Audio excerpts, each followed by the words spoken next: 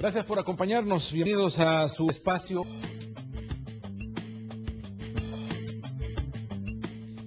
Gracias por acompañarnos. Bienvenidos a su espacio Opiniones en este inicio de semana.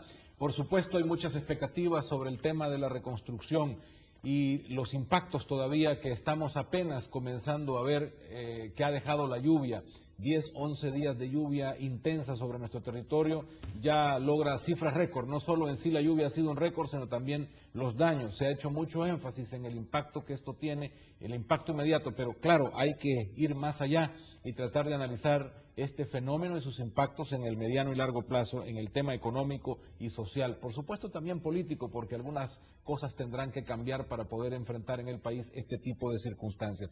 Ya hay algunos datos que nos revelan que llegamos a tener cerca de 48,000, casi 49,000 damnificados en un momento determinado, 32 muertos, 2 desaparecidos, llegamos a tener 566 albergues, estamos hablando de 14,140 casas inundadas, 1,183 pozos afectados, más de 150,000 personas del territorio nacional realmente afectadas, carreteras inhabilitadas fueron 22, 29 puentes afectados, 4 totalmente destruidos o colapsados. Esta es una situación que puede tener muchísimas más cifras y eso es lo que vamos a analizar hoy con nuestro invitado, el economista Alberto Arena, también analista de la vida política nacional. Alberto, gracias por acompañarnos, bienvenido, un gusto. Buenos días, Rafael. Nuevamente tenerte en este programa. Es un gusto estar en tu programa. Buenos días a la audiencia.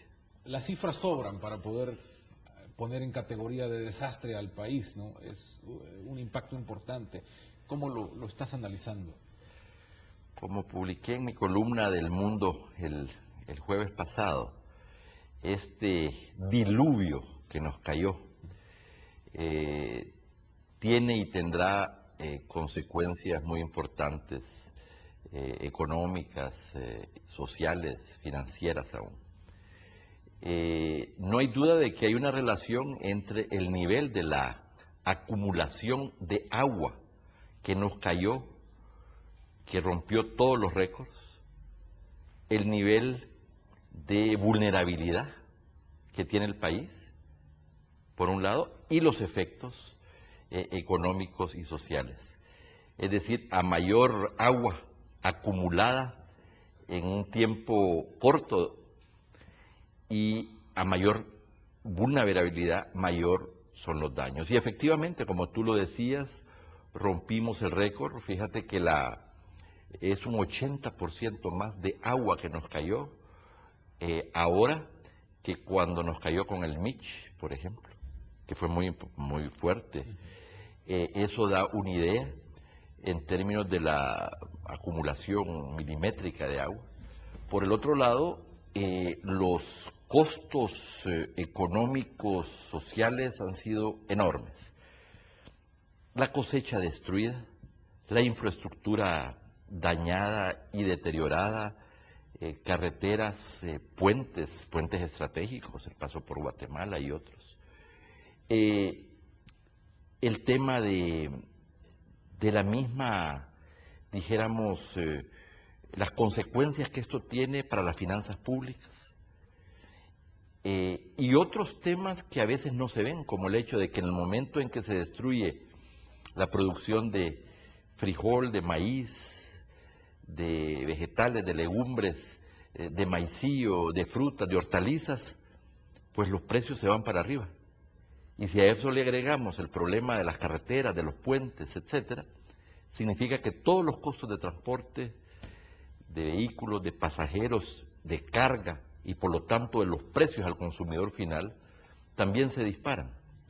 Entonces, esto tiene consecuencias muy grandes y diversas para el país, sin hablar del enorme costo humano, que por ahí deberíamos de haber conversado, de los niveles de pobreza aumentan, la situación de la gente más humilde, etcétera.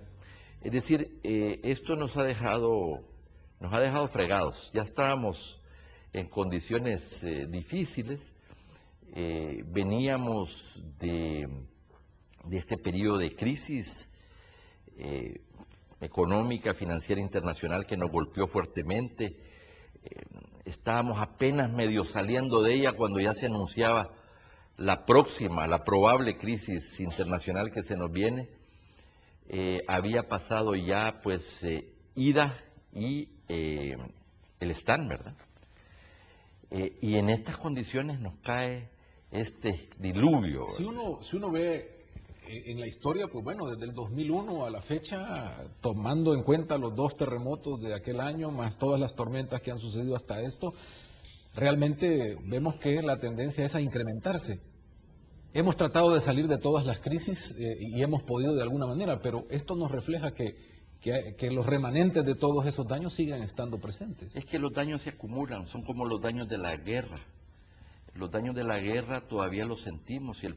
Si el país perdió un cuarto de siglo de su base económica, salimos de la guerra en el 92 con los mismos niveles de ingreso per cápita que teníamos a mediados de los 60, ¿verdad? Y no fue sino hasta el 2000, creo que fue hasta el 2006, que igualamos los mismos niveles de ingreso per cápita que tuvimos en el máximo nivel histórico, es decir, en el 78.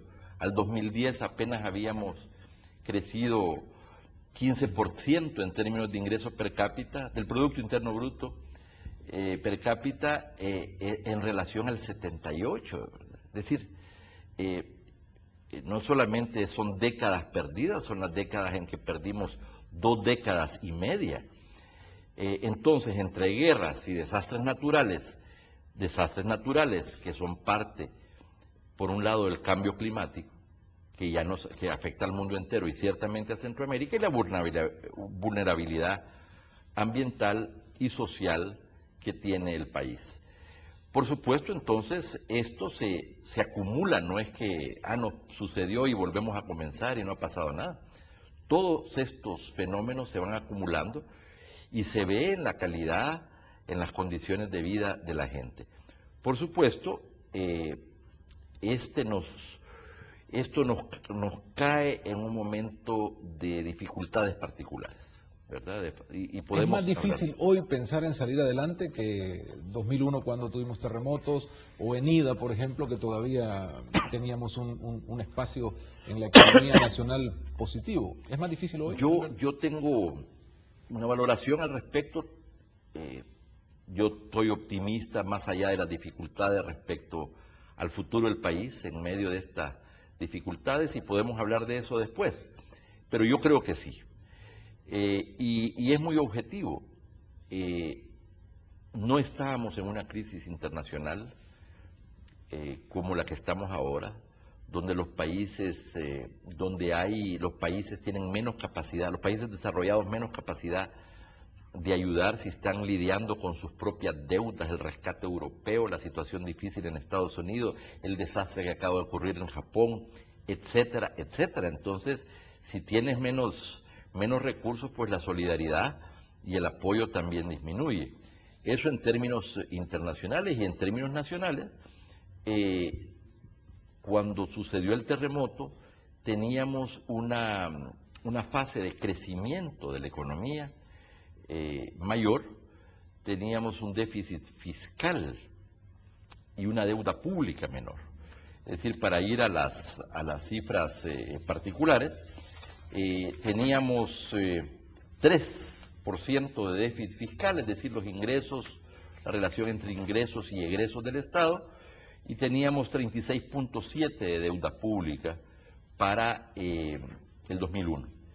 Ahora tenemos 3.5 en las proyecciones de déficit fiscal y 52.3 de deuda pública. Es decir, esto es igual a la economía personal o familiar.